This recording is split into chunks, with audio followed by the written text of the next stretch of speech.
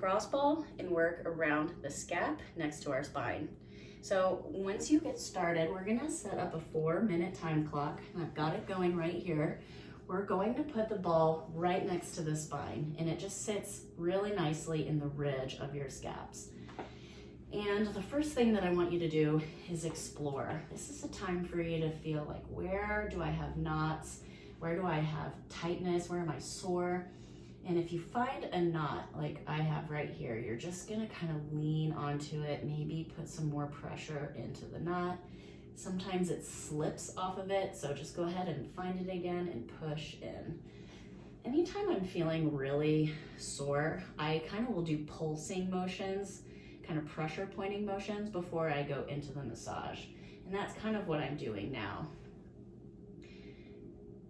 Just kind of doing some pressure points, and I'm going, as you can see, all the way up to my neck.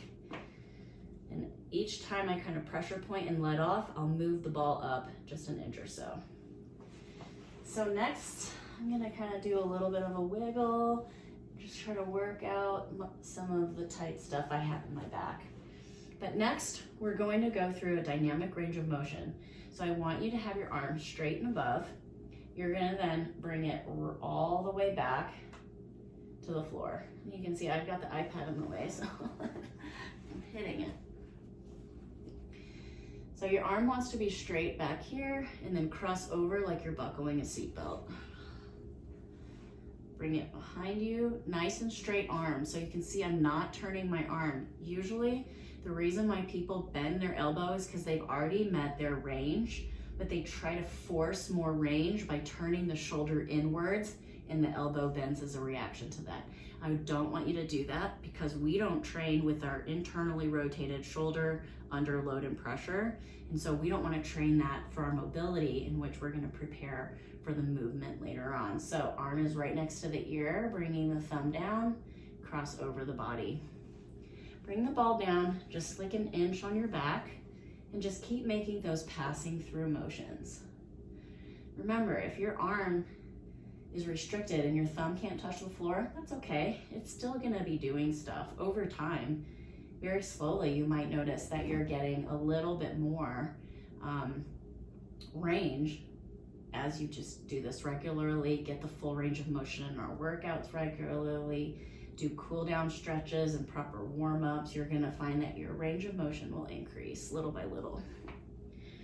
So next we're going to switch sides and do the same thing. So sometimes it kind of sucks, like doing this all over again on a fresh shoulder, because the pain is now again pretty heightened. But when you're in pain, I just want you to make sure that you're taking nice deep breaths, nice long breaths.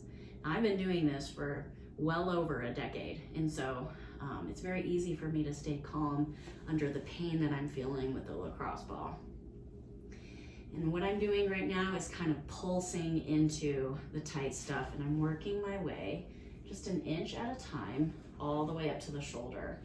Now, sometimes I get to the shoulder and I'll lift my hips up quite a bit, so that way I can really dig at an angle down towards my trap. You might not be there yet, that's okay if it's too painful or too awkward. All right, so I've kind of journeyed from the top of my shoulder, and now I'm back to the bottom of my scap, and I'm gonna start making these passing through motions. And remember that the arm is totally straight, arm is next to the ear.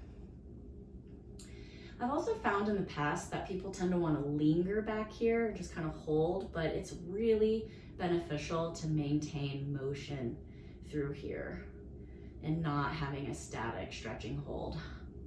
Another thing that I notice when I'm working with people who find this to be very painful, they angle off of the ball. So I want you to really be aware of your body awareness, and subconsciously, are you angling off of the ball a little bit? So square up your shoulders, and then continue on into your passing through motions.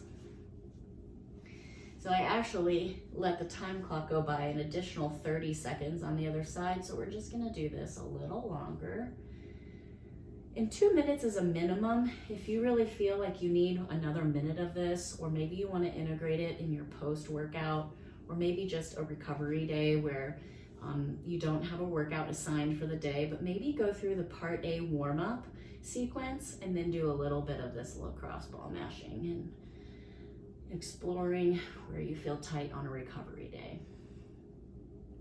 All right, so this has been the lacrosse ball under your back. This is something I want you to do often and throughout the week. And I hope that it works for you and that it feels good. And if you have any questions, don't hesitate to reach out.